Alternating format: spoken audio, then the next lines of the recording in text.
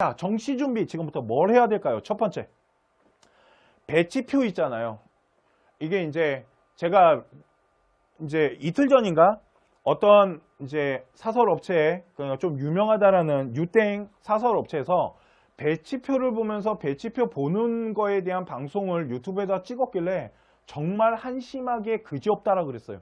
배치표는요, 아무 쓸데도 없습니다. 그 대학에서 그러니까 뭐 이런 메가스터디나 UA나 아니면은 뭐 진학사나 이런 이투스 같은 데서 배치표 만들어서 주잖아요. 정말 아무 필요도 없어요. 정말 나는 그거 왜 만드는지 모르겠어요. 그거 만들 돈으로 그냥 불우이웃을 도왔으면 좋겠어. 아니면 그냥 무료 컨설팅을 해주던가. 나는 쓸모 있어요. 그 학원 디스플레이 할 때 사용해요. 왜 그러냐면 그거 붙여놓으면 좀 있어 보이거든요. 그죠? 정말 배치표는 보지도 마세요. 필요도 없고요. 그냥 말 그대로 대학교가 어떻게 배치되어 있는지만 보는 건데 볼 필요가 없습니다. 이해가시죠? 그러니까 우리 학원에서 나눠주는 그 배치표 그냥 다 버리십시오. 네, 그냥 그 학원에 장식품으로 사용할 거면 모르겠지만 집에서는 사용할 일이 있을까요? 하여튼 배치표를 보고 대학교를 찾으시면 안 되고요. 배치표에 나와 있는 점수는 아무 필요도 없습니다. 사용도 못하고요. 사용해서도 안 됩니다. 제가 그래서 몇 년 동안 그런 얘기를 해요. 만일 너네 학교 선생님 담임이 배치표를 펴놓고 너랑 상담을 한다? 그럴 거면 고3 담임하지 말라 그럽니다. 제가. 네, 두 번째, 학교는 거시적으로 본 다음에 미시적으로 줄이셔야 됩니다. 이 얘기가 뭐냐면, 자, 이제 가고 싶은 대학이 있을 겁니다. 점수랑 상관하지 마시고요. 가고 싶은 대학교를 먼저 찾기 시작하시면 돼요. 그래서 뭐 내가 만약 성균관대학교부터 중앙대학교, 경희대학교, 외대 이 안에서 대학을 가고 싶어요. 그러면 4개를 찾았어요. 근데 여학생이라서 2대도 집어넣고 하나 던진다고 생각해서 서강대학교나 연대 뭐 이렇게 한 6개, 7개를 찾았습니다. 이렇게 찾아놓고 그 다음에 줄이셔야 돼요. 그러면 이제 어떻게 줄일까요? 뭐 간단합니다. 환산 점수를 돌려보시면 됩니다. 환산 점수를 돌려보시면 되는데, 자, 일단 대학교별로 이제 환산 점수라는 걸 돌려보고 입결이라는 걸 찾기 시작하다 보면은 우리 아이가 갈 수 있는 수준이 보이기 시작해요. 그죠? 그렇기 때문에 이렇게 한 6개 정도 찾았고 7개, 8개를 찾아놓은 다음에 그 다음에 우리 아이가 정말 본격적으로 찾아야 되는 라인을 한 3개 정도를 줄여놓고 찾기 시작하셔야 됩니다. 그 모든 대학교를 다 찾으실 수는 없어요. 그렇기 때문에 줄여놓고 가는 겁니다. 그 다음에 자, 어느 정도 그러면 야, 너는 성균관대 하나에 경희대학교랑 우리 밑으로 건대까지 보자. 이렇게 3개를 줄였어요. 상중하로. 이렇게 3개로 줄인 다음에 그 다음에 보셔야 되는 건 학교별 모집 요강인데, 대학교가 준 모집 요강이라는 게 있어요. 지금 홈페이지에 들어가면 정시 모집 요강이 다 떴을 텐데, 그 모집 요강을 보실 때 꼭 보셔야 되는 게 뭐냐면, 이게 이제 경희대학교 거예요. 우리 아이가 이제 경희대를 가고 싶어요. 그랬을 때 경희대학교 가군과 나군으로 나눠져 있습니다. 경희대학교는 다군이 없어요. 경희대학교 가군과 나군으로 나눠져 있을 때 어떤 과가 어느 군에 있는지를 보셔야 돼요. 또 하나는 경희대 같은 경우는 서울에 있는 캠퍼스와 국제캠 수원에 있는 캠퍼스로 나눠지는데, 보통 가군에 서울캠이 몰려 있고요. 국제캠 같은 경우는 나군 쪽으로 빼놨습니다.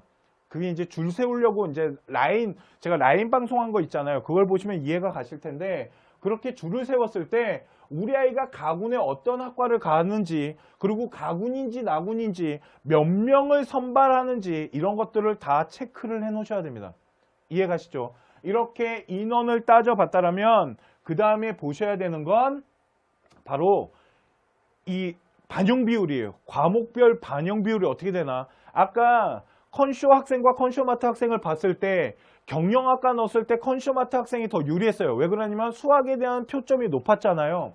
그 이유가 이 경희대학교 같은 경우는, 인문대학 같은 경우는 나영에 그 수학 나영에 25%밖에 안 들어갑니다.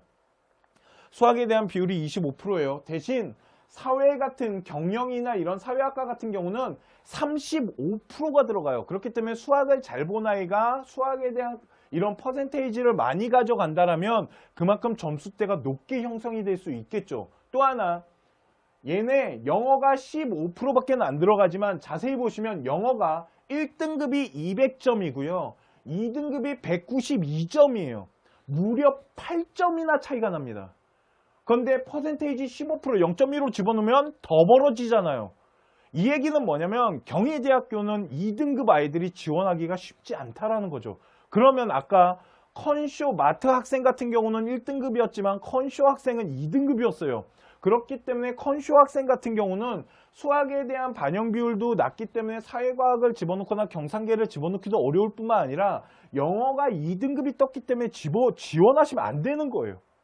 이런 식으로 반영 비율을 따져봤을 때 우리 아이가 어느 반영 비율에 더 유리한지, 이렇게 대학교가 인문과 사회 경상을 나눠서 반영 비율을 주고 있는지, 자연과학대학교 같은 경우도 공과대랑 자연과학대학교가 수학에 대한 비중이나 교차가 되는지 이런 부분들을 하나하나 꼼꼼하게 따져보셔야 돼요. 자, 그런데 이렇게 따져봤는데 우리 아이가 경희대학교로 갈 수 있는 아이가 아니에요. 아까 컨쇼 학생인가 봐요. 그러면 아까 3개로 줄여놨잖아요. 얘 빼고 하나의 대학교가 그러면 다시 찾으셔야겠네요.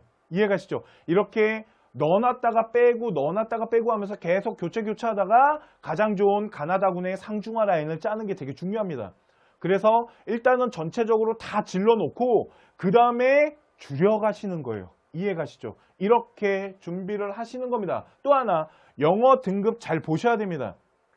제가 그런 얘기합니다. 고려대학교 라인이 있어요. 고려대학교, 서강대학교 이런 학교들은 영어에 대한 반영 비율이 좀 적어요. 그런데 중앙대나 이렇게 경희대학교, 연대 이런 데는 반영 비율이 엄청나게 들어갑니다. 그렇기 때문에 우리 아이가 영어를 많이 2등급을 받았다라면 반영 비율이 낮은 곳으로 가야 된다는 거죠. 그리고 대학교 라인이 많이 좀 낮아졌어요. 대학교 라인이 좀 낮아졌다라면 영어 반영 비율을 1등급부터 볼 필요는 없지 않을까요? 2등급과 3등급에 대한 그 차이도 보셔야 됩니다. 무조건 1, 2등급만 보는 게 아니고 2등급을 기준으로 해서 3등급 오는 학교들도 있겠죠. 제가 요즘 제가 이제 라이브를 하거나 아니면 녹화방으로 지금 대학교를 분석해서 올려드리고 있어요. 그죠? 성균관대, 한양대, 서강대학교 올려드렸고요. 조만간 경희대학교랑 중앙대학교 이제 올려드릴 생각이에요. 중앙대학교랑 경희대학교를 올려드릴 이유는 하나입니다. 그 이유는 아직 제가 예측 점수를 못 만들었어요. 오늘 성적표가 나와야 됩니다. 그 대학교는. 그래서 이제 성적표가 나왔으니까 그거 갖고 아마 예측 점수를 만들어서 올려드릴 것 같고요. 그리고 가천대학교랑 가천대학교랑 차의과대학교는 요번 화요일날 제가 방송을 했기 때문에 지금 편집을 하고 있을 거고요. 광운대학교, 국민대학교, 상명대학교 이런 학교들은 지금 다 올려드렸으니까 대학교별로 이제 보셔야 돼요. 그러니까 이런 정시 전체 설명회 이런 것도 중요한데요. 솔직히 저는 이런 전체 설명회보다 더 중요한 게 뭐예요? 이제는 대학교마다의 분석 방송을 보셔야 됩니다. 이해가시죠? 그렇게 해서 우리 아이의 3개의 대학을 계속 찾기 위해서 노력을 하신다라고 보시면 되고요. 자, 4번째, 작년 대비 변경사항을 좀 보셔야 돼요. 자, 무슨 말이냐면 이게 2020이고요. 이게 2021 하나인데 경희대학교는 2020이랑 2021하다는 변경사항이 없어요. 그러니까 작년 데이터 그대로 갔기 때문에 요번에 아마 예측하는 이런 데이터들이, 그러니까 입결을 만들어내고 예측하는 게 작년과 큰 기준을 별 차이 없이 어느 정도 이제 형성이 될 거다. 그런데 제가 어제 방송을 찍었어요. 그죠? 가천대학교를 해드렸는데 가천대학교 같은 경우는 요번에 반영 비율에 대한 부분이 되게 많이 바뀌었습니다. 가천대학교 방송 오늘 제가 편집해서 올려드릴 거거든요. 아마 오늘 밤에 돼서 내일 아침에 아마 업데이트가 될 건데, 가천대학교 방송 같은 경우 보시면 그 입시에 대한 방향성이나 반영 비율이 되게 많이 달라졌어요. 차의과대학교도 그렇고 이렇게 달라지는 학교들이 있잖아요. 그러면 그 반영 비율로 인해 갖고 작년에 입결이 달라질 수 있어요. 그렇기 때문에 그런 것들을 따져보기 위해서 작년의 반영 비율 같은 것들도 찾아보셔야 됩니다. 이번 년 것만 보는 게 아니고 작년 것도 찾아봐서 어떠한 변화가 일어났는지, 반영 비율이 바뀐 거는 없는지 이런 부분들을 잘 따지면서 하셔야 되고, 영어 반영 비율이나 이런 부분들도 따져보시면서 요번 년에 예측한 데이터의 점수가 어느 정도로 바뀔 건지도 보셔야겠죠. 또 하나는 상위권 대학교 같은 경우는 솔직히 가군, 나군, 다군을 형성하잖아요. 우리가 가나다군을 형성했을 때 라인이 생각보다 되게 중요합니다. 그래서 제가 이제 상위권 아이들의 라인을 짜드렸어요. 그죠? 그랬더니 외대 다군의 경영학과 왜 뺐나요? 라고 하시는데 인원이 얼마 안 돼서 뺐습니다. 네, 제가 몰래 써먹으려고 그런 게 아니고요. 인원이 큰 영향을 줄 것 같지 않아서 뺐는데 나중에 한국외대 방송해드릴 거거든요. 그때 그 라인 어떻게 쓰는지 말해드릴게요. 네, 그래서 일단은 상위권 대학교 같은 경우는 그러니까 서울대부터 시작한다고 말씀드렸어요. 그죠? 서울대 아이들이 연고대를 타고 내려와서 서성한 라인을 어떻게 형성할 수도 있고, 아니면 보통 다군의 중앙대까지 라인을 형성한다. 그래서 다군의 경영경제나 ICT는 엄청나게 높다. 걷다가 경쟁률이 폭발적으로 많은 데다가 충원이 많이 일어나더라도 생각보다 그렇게 점수가 흔들리지 않는 경우가 많아서 거기를 어떠한 도전권으로 잡기보다는 좀 받쳐서 내려오는 라인이 좋아요. 그래서 아예 거기는 성균관, 서강대, 한양대 아이들한테 던져주고 그 다음부터 한번 찾아보시죠. 요런 라인에 대해서 설명을 해드렸고요. 그랬더니 그런 얘기를 하시더라고요. 좀 하위권도 해주시면 안 됩니까? 라고 하는데 솔직히 하위권은 라인이 별로 중요하지 않습니다. 정말 그렇게 라인을 타고 내려오지 않아요. 왜 그러냐면 되게 많아요. 라인이. 딱 상위권 라인처럼 이렇게 어느 라인을 형성하는 게 아니고요. 정말로 그냥 뿌려집니다. 그래서 경쟁률 체크가 되게 중요해지거든요. 중하위권은. 그러니까 라인을 보기보다는 이 경쟁률 체크와 우리 아이한테 이렇게 반영 비율이 어느 정도로 좋은지가 되게 중요해요. 무슨 말인지 아시겠죠? 그렇기 때문에 이 반영 비율을 보는 게 되게 중요한 거고, 그리고 작년과 달라진 점은 없는지 이런 것들을 좀 잘 따져보시면서 보셔야 돼요. 자, 그러면 이렇게 반영 비율, 우리 아이가 가군 아니면 나군, 어느 학과에 어떤 과가 어떻게 가나군에 있는지 봤어요. 두 번째, 반영 비율을 따져봤을 때 어떤 학과가 유리할 건지가 대충 보이죠. 그 다음에 이제 환산 점수를 돌려봐야겠죠. 자, 이제 환산 점수를 돌려서 아까처럼 뭐 570점이 나왔어요. 그랬을 때 작년에 이제 어떤 식으로 아이들이 선발됐는지를 찾아보셔야죠. 이거를 이제 입결 본다라고 합니다. 입결을 보실 때 꼭 체크하셔야 되는 게 있는데, 그게 첫 번째가 입결보다 더 중요한 게 바로 경쟁률을 좀 보셔야 돼요. 경쟁률을 메모해 놓으십시오. 네, 입결 볼 때 메모해 놓으세요. 그냥. 그래서 입결을 볼 때 작년에 경쟁률이 어땠는지, 그 경쟁률을 왜 체크해 놓냐면 이번 년에 정시를 할 때는요, 정말 입결에 대한 경쟁률이 엄청나게 중요합니다. 이 엄청나게 중요한 입결에 대한 경쟁률 때문에, 경쟁률이 정말로 높아지면 입결이 높아지기 때문에 경쟁률 체크를 해 놓으시고요. 그 다음에 입결을 보셔야 되는데 충원율이라는 게 있습니다. 몇 명 빠졌다고. 솔직히 이거는 학부모님들이 보기에는 어려우세요. 이거 작년 충원 본다라 그래서 이번 년 충원을 예측하는 거는 쉽지 않아요. 그렇기 때문에 뭐만 보셨으면 좋겠냐면 그냥 인원과 경쟁률만 체크해 놓으셨으면 좋겠습니다. 인원과 경쟁률을 체크하고요.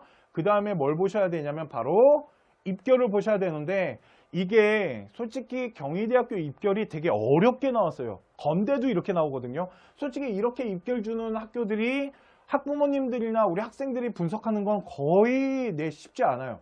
이거 솔직히 일반 컨설턴트들도 이거 계산 못 하거든요. 표점으로 다 환산한 다음에 환산 점수로 만들어야 되는데, 왜 그러냐면 환산으로 준 게 아니고 국어, 수학, 탐구에 대한 100분위로 줬어요. 100분위로 뽑지도 않는 대학이 100분위로 줬다고요.